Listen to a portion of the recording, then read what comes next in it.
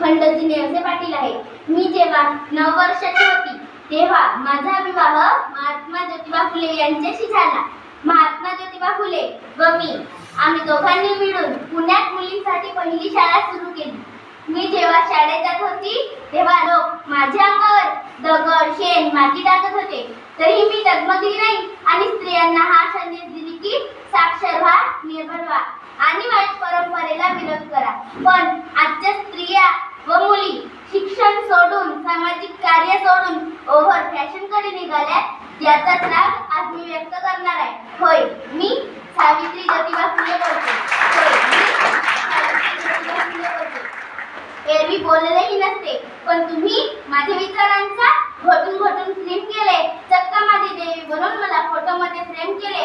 जमेल तसे जमेल तेव्हा आपल्या सोयीनुसार माझे कौतुक करता. खरे दुःख याचे की तुम्ही मला गृहीत धरता. खरे दुःख याचे की तुम्ही मला गृहीत धरता.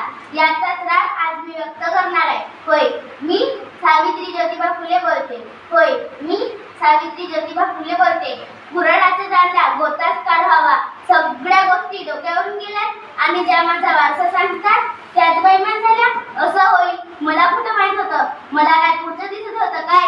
एका वेगळ्या जगासाठी मी शिव्या शब्दगणांबरोबर शेणही सोसले. याचीच परतफेड म्हणून आज मी असले घाव ठेवते. होय, मी सावित्री ज्योतिबा फुले बोलते. होय, मी सावित्री ज्योतिबा फुले बोलते. आम्ही तुमच्यासाठी शाळा काढल्यात. ही काही उपकाराची भाषा नाही.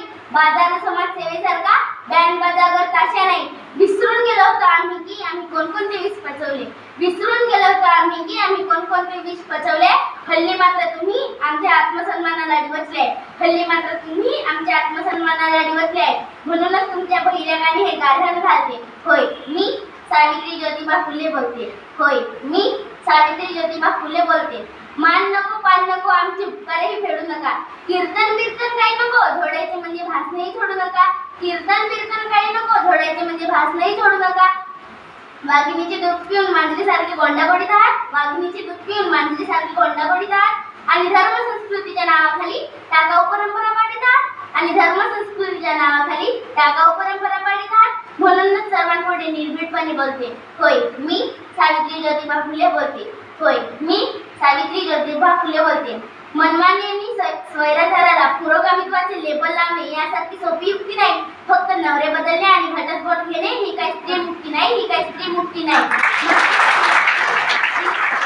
सावित्री आणि ज्योतिबांपुढेही आंधळेपणाने झुकत नाही. माझी खरी लेक तीच जी आम्हाला सुद्धा नव्याने तपासून स्वतःची भाषा बोलते.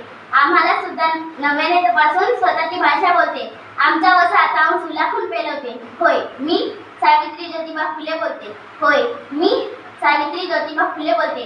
आमच्याच मातीत आमच्याच लेकरांकडून दुजाभाव बघावा लागला आणि माती फोडू लागण्यासाठी सरकारी जीआर निघावा लागला.